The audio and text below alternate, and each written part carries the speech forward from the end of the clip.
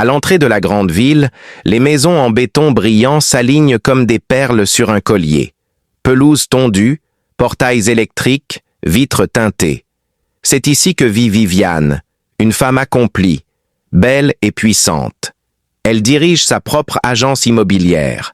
Mère d'une fille unique, Déborah, elle vit dans le confort, climatisation, chauffeur, gouvernante et écoles internationales.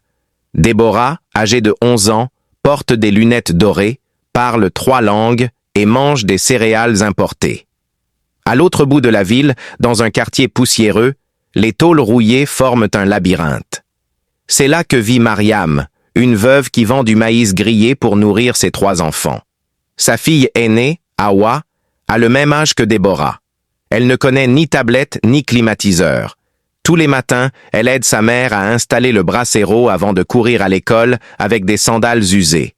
2 fillettes, 2 univers.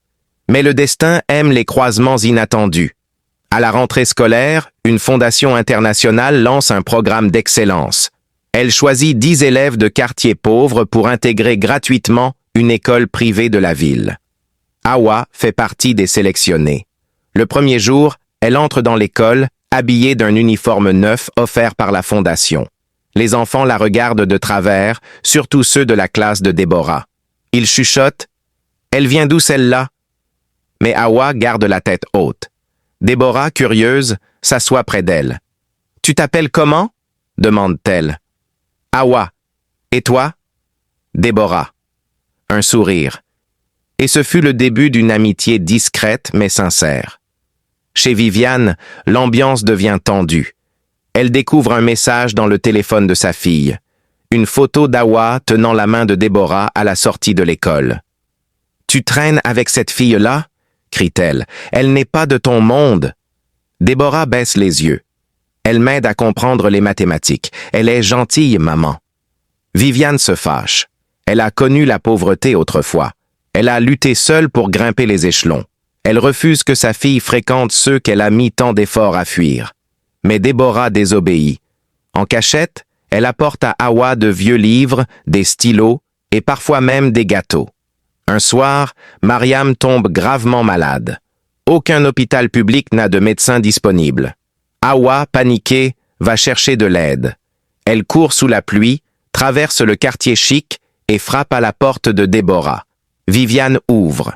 « Pardon, madame. Maman est très malade. Je ne sais plus quoi faire. » Viviane la regarde de haut, hésite.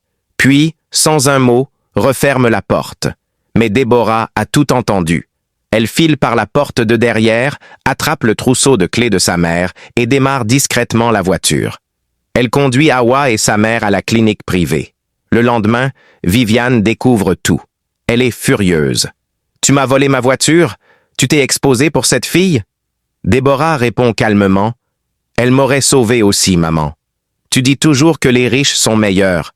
Mais cette fille-là, elle a un cœur que beaucoup de tes amis n'ont pas. » Viviane gifle sa fille.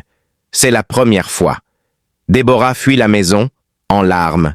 Elle se réfugie chez Hawa.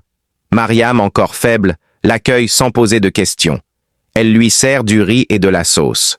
« Tu peux rester ici autant que tu veux, ma fille. » Cette nuit-là, Déborah dort sur un matelas au sol, mais elle se sent chez elle.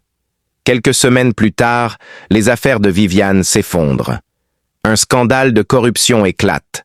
Ses comptes sont gelés, sa maison saisie. Elle perd tout. Le chauffeur part. La gouvernante l'abandonne. Les amis la fuient. Viviane n'a plus rien. Elle pense à sa fille, mais n'a aucune idée d'où elle est.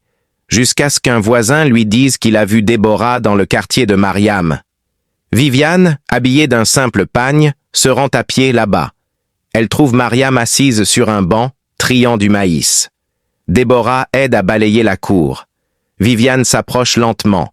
Son visage est creusé, sa voix tremble. « Je suis désolée. » Mariam se lève, l'aide à s'asseoir. Elle ne dit rien, mais lui tend un verre d'eau. Déborah court vers sa mère et l'enlace. Ce soir-là, Viviane reste. Elle mange du foufou avec les enfants à la lumière d'une lampe à pétrole. Elle ne rit pas, mais elle respire. Viviane se reconstruit.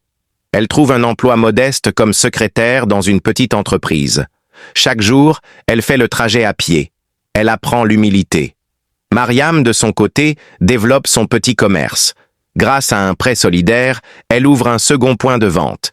Elle n'est pas riche, mais elle est respectée. Déborah et Hawa poursuivent leur scolarité. Ensemble, elles deviennent inséparables. Meilleures élèves, elles décrochent une bourse d'études pour un prestigieux lycée. Le jour de leur départ pour la capitale, un petit groupe les accompagne à la gare. Viviane, en chemise simple, pleure discrètement. Mariam, en pagne colorée, rit pour cacher son émotion.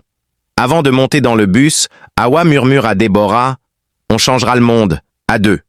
Et Déborah répond « Grâce à nos mères ». Des années plus tard, un journaliste écrit un article intitulé « Deux mères, deux filles, une leçon d'humanité ».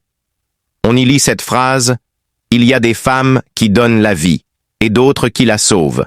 Ces deux mères ont fait les deux ». Et dans une petite cour poussiéreuse, une jeune fille lit l'article à haute voix pendant que sa mère grille du maïs. Elle dit « Maman, moi aussi, je veux devenir quelqu'un. » Et la mère répond « Tu l'es déjà, ma fille. »